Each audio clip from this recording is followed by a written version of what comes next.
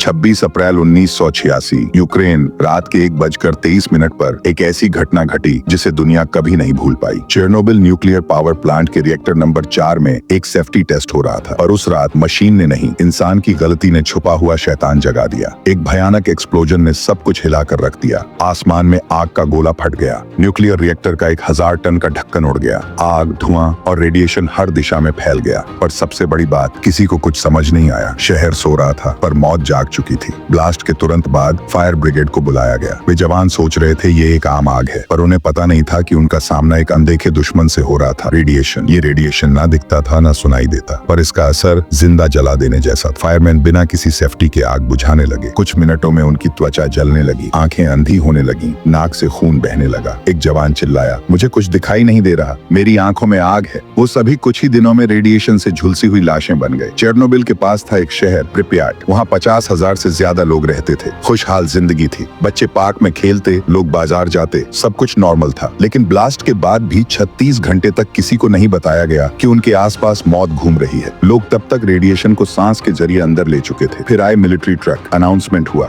2-3 दिन के लिए घर छोड़ दीजिए, जल्दी वापस लौट आएंगे। लोग अपनी खास चीजें, पेट एनिमल्स, यादें सब कुछ घर में छोड़कर निकल गए, लेकिन वो कभी वापस नहीं आए। प्रिप्याट एक भूतों का शहर बन गया, जहाँ घड़ियां उस रात के समय पर अटकी हुई हैं। स्कूल बैग्स क्लासरूम में पड़े हैं और वॉल्स पर बच्चों के हाथों के निशान अब भी हैं। चेर्नोबिल में विस्फोट के बाद की सबसे खतरनाक चीज सिर्फ आग नहीं थी, बल्कि वो था एक अदृश्य जहर जो हवा में घुल चुका था। रेडिएशन जो ना आंखों से दिखता था, ना आवाज करता था, लेकिन शरीर के हर एक सेल को खा जाता था। यूएसएसआर यानी सोवियत यूनियन ने शुरुआत में इस हादसे को दुनिया से छिपाने की पूरी कोशिश की। स्थानीय मीडिया ने इसे छोटी दुर्घटना बताया, पर तब हालात बदले जब स्वीडन के न्यूक्लियर प्लांट्स में रेडिएशन अलार्म अचानक बजने लगे। वैज्ञानिक चौंक गए, क्योंकि स्वीडन का प्लांट तो बंद था। तब उन्होंने हवा की दिशा ट्रैक की और उनका शक सही निकला। हवा यूक्रेन की ओर से आ रही थी। दुनिया को तब पहली बार पता चला चेर्नोबिल में कुछ बहुत बड़ा और बहुत खतरनाक हो चुका है। WHO और दूसरे संगठनों ने जब रिसर्च शुरू की तो आंकड़े सामने आए जो दिल दहला देने वाले थे। 30 लोग तो सिर्फ पहले कुछ दिनों में जलकर या तीव्र रेडिएशन से मर गए। 6 लाख से ज्यादा लोग, जिन्हें लिक्विडेटर्स कहा गया, इनमें से हजारों बाद में कैंसर, ब्लड डिसऑर्डर और मानसिक बीमारियों से मरे। 4,000 से लेकर 90,000 तक मौतों का अनुमान है, जो अलग अलग स्रोतों से आता है। हजारों बच्चे जन्म से ही विकृत शरीर के साथ पैदा हुए, कोई आंखों के बिना, कोई दिल के बिना, कोई आधे अंगों के साथ। प्रभावित इलाकों में बच्चों का थायराइड कैंसर 100 गुना बढ़ गया। महिलाओं के गर्भ में पल रहे बच्चे ऐसे जहर से संपर्क में थे जिसका असर आज तक खत्म नहीं हुआ है। चेर्नोबिल आज भी एक मौत का जिंदा सबूत। उस इलाके में जाना अब भी खतरे से खाली नहीं। जंगलों में जो जानवर बचे हैं वे अब सामान्य नहीं है। 2 सिर वाले भालू, चमकीले रंगों वाले पक्षी और बिल्लियां जिनके अंग असामान्य हैं। अगर आप वहाँ गीगर काउंटर लेकर जाएं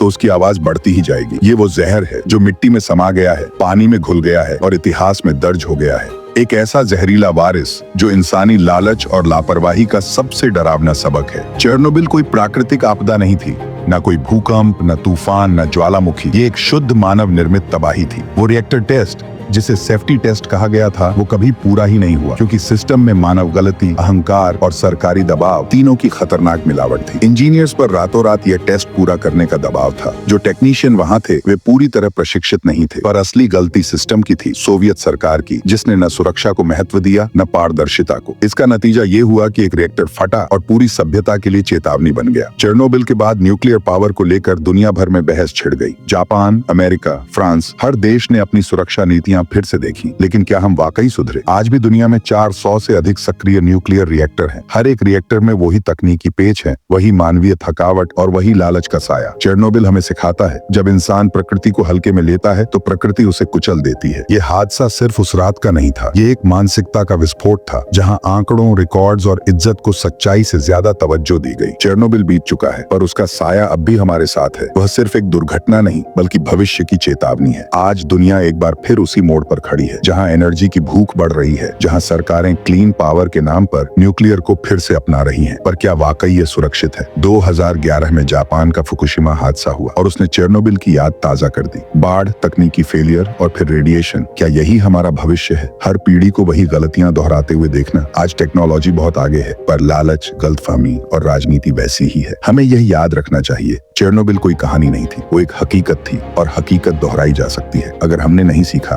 अगर हमने आज बदलाव नहीं किया, तो अगली चेरनोबिल आपके ही शहर के पास हो सकती है। चेरनोबिल अब एक टूरिस्ट स्पॉट बन चुका है, लेकिन वहाँ की हर ईंट, हर पेड़, हर दीवार आज भी फुसफुसा रही है, हमारे साथ जो हुआ वो फिर से हो सकता है।